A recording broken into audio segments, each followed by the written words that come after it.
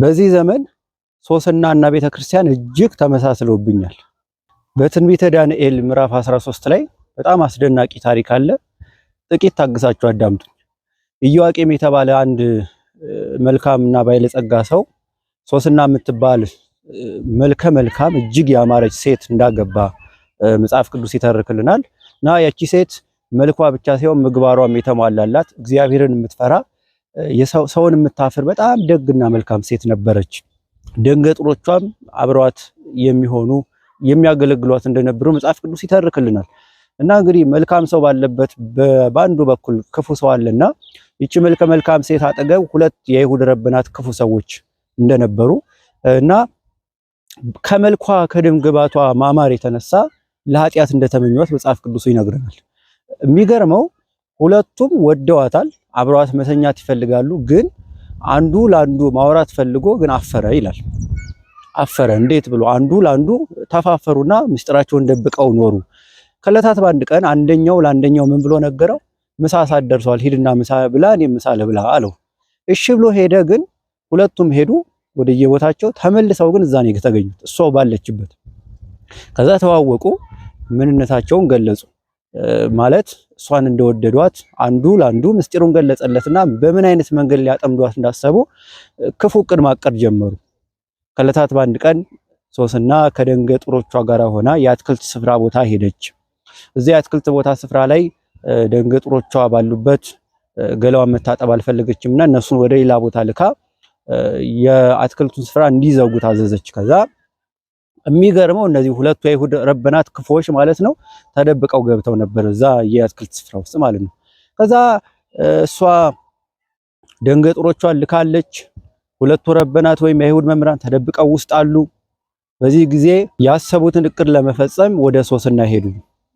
ማንም አያየንም፣ በሩ ዝግ ነው፣ ከኛና ካንቺ በቀር የሚያየን ሰው ስለሌለ አብረን እንተኛ፣ ፈቃዳችንን ፈጽሚ አሏት።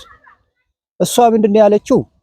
አይሆንም አለች። አይሆንም እትይ ከሆነ እንግዲህ ጮኸን እናጋልጠሻለን፣ ከወንድ ጋር እዚህ ተኝታ አገኘናት እንላለን ያሏት። እንግዲህ አጣብቂኝ ጥያቄ ውስጥ ሊያስገባት መጥፎ ነገር ውስጥ።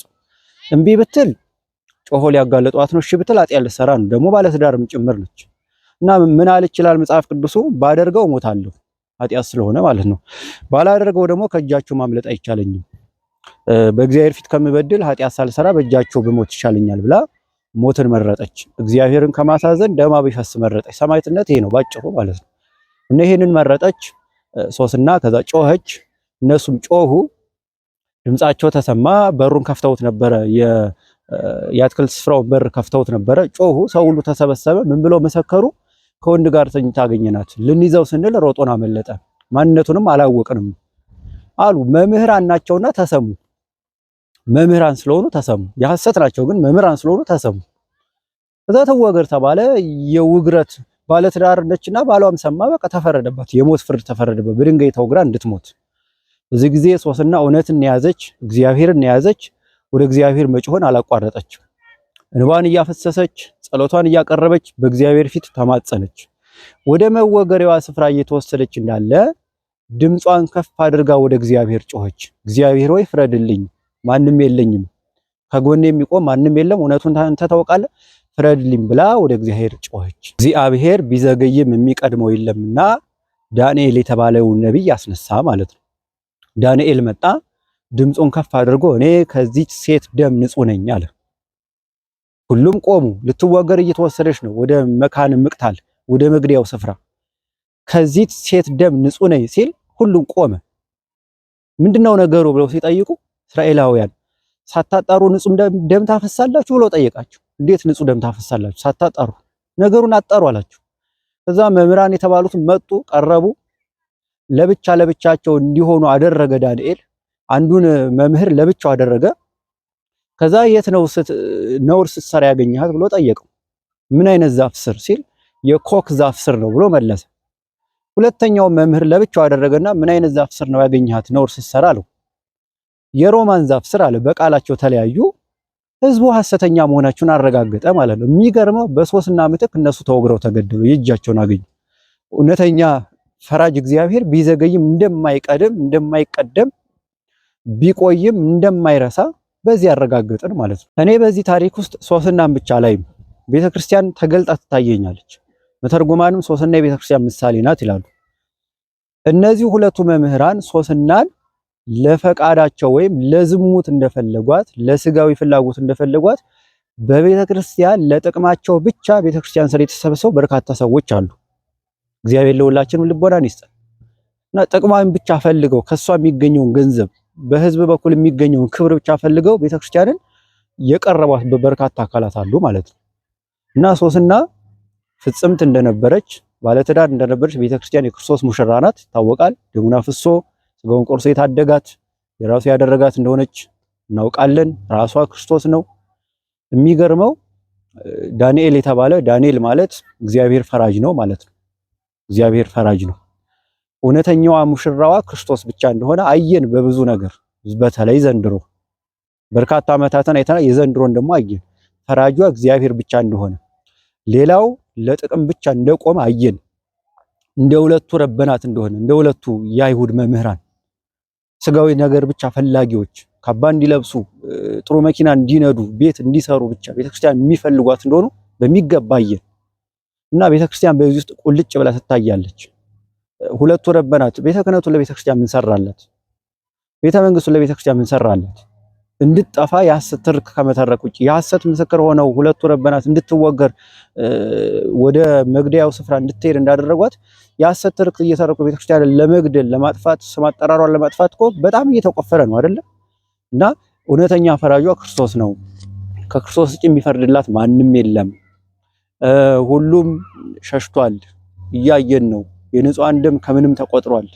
ባሪሴ የተገደሉት ክርስቲያኖች ደማቸውን በከንቱ እንደፈሰሰ አድርጎ ለማስመሰል እየተደረገ ስለሆነ የቤተክርስቲያን ዳኛዋ፣ የቤተክርስቲያን አለቃዋ፣ የቤተክርስቲያን ፈራጇ ክርስቶስ መሆኑን እያየን ነው።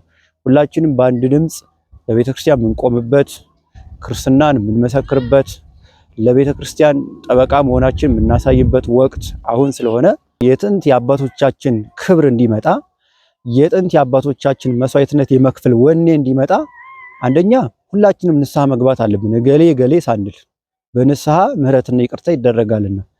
ሁለተኛ ሁላችንም የአቅማችንን ለቤተክርስቲያን አስተዋጽኦ ማድረግ አለብን። የነገሌ የምንለው ድርሻ እንደሌለ አይተናል ማለት ነው።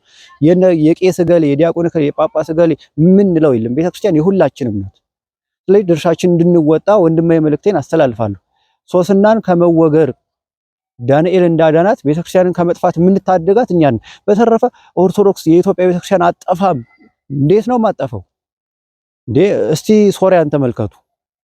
እስቲ ሌሎችን የአሃት ቤተክርስቲያንን ተመልከቱ።